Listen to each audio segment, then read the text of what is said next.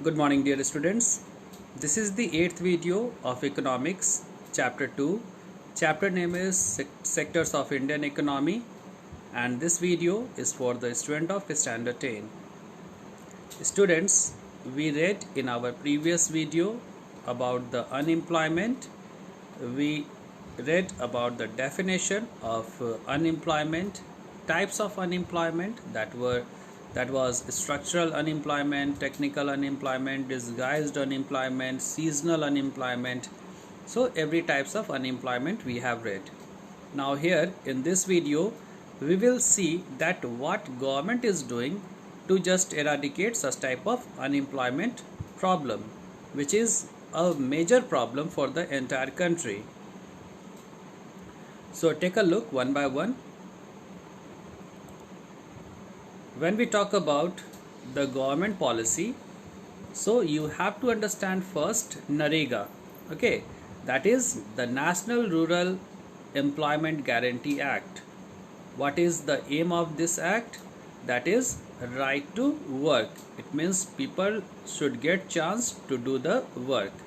What we have read in the unemployment, that people are willing to work but they are not getting the job to work. So it is a demand driven scheme. It is a demand driven scheme approved by the Indian Parliament in September 2005. So this is the basic information which you have to keep in your mind. So it is demand driven scheme because many people were asking from the government since beginning only that they should get the opportunity to just engage in such type of activities.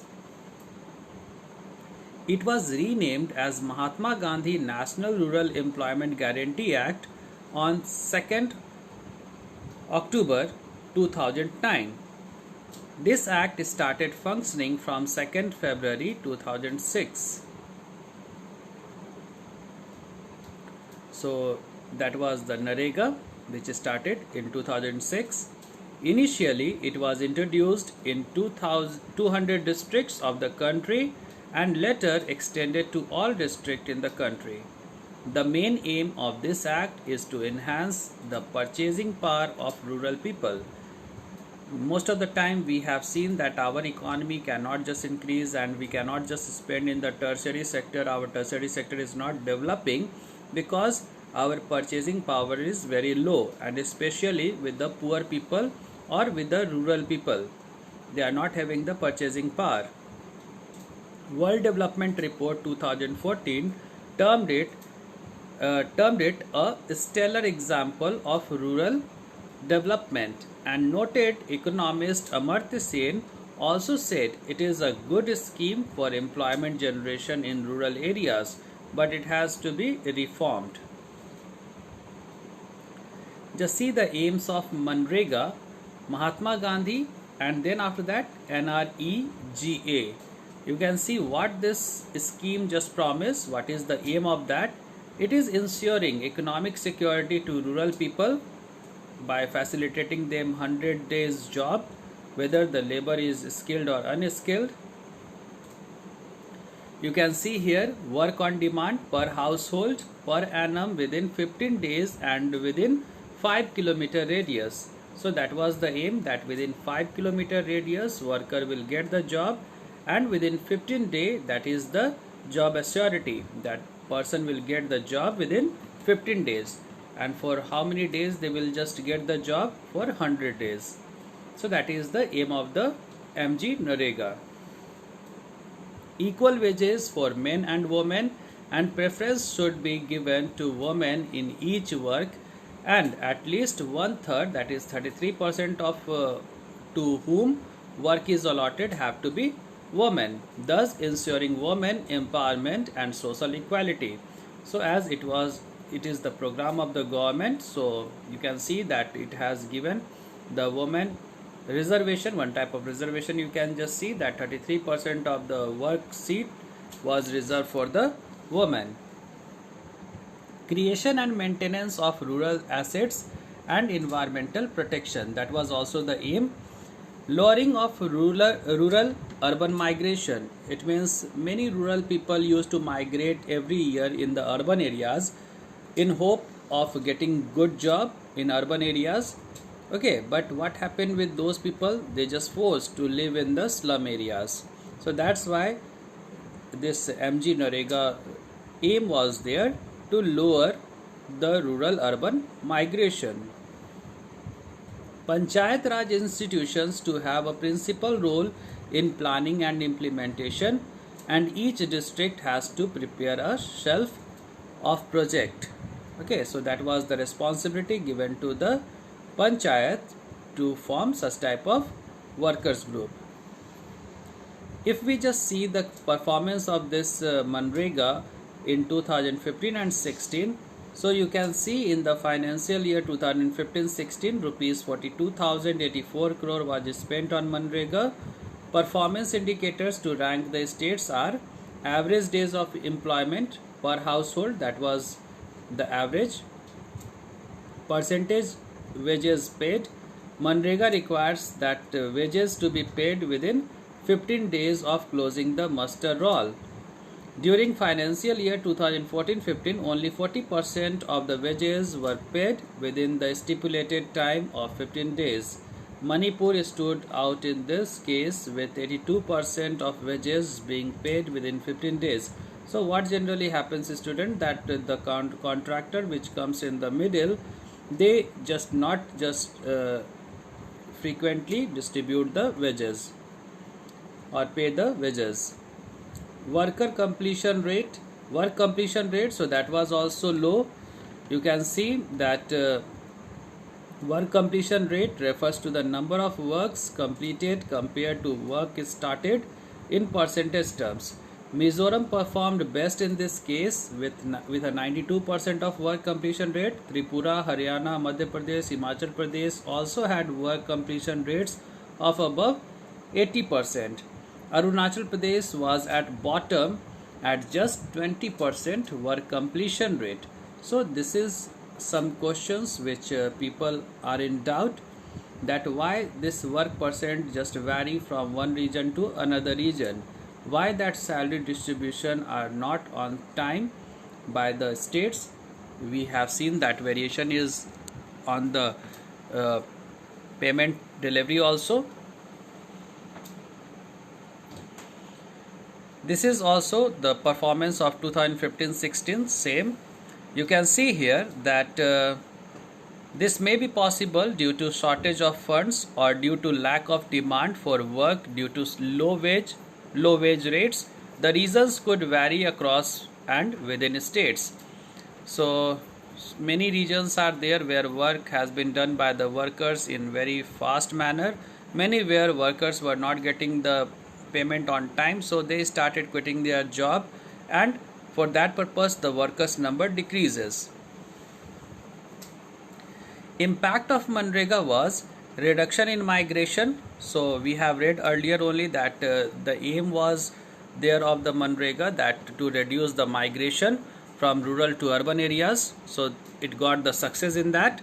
Financial inclusion increased. Now the worker who were earlier unemployed living in rural areas, their financial condition just improved. Women participation increased and equal wages on par with men. Women started getting the equal right as men were getting. They were getting equal wages according to this type of a scheme. Reduction in hunger, because people at least got something to eat or to feed. Relief from village money lenders. Earlier they were under the control of the money lenders. They were just instructing them, guiding them, and finally seizing their property. So that's why this type of a scheme just helped them lot to not to just trapped in the hand of the money lender. Improvement in rural environment and sanitation.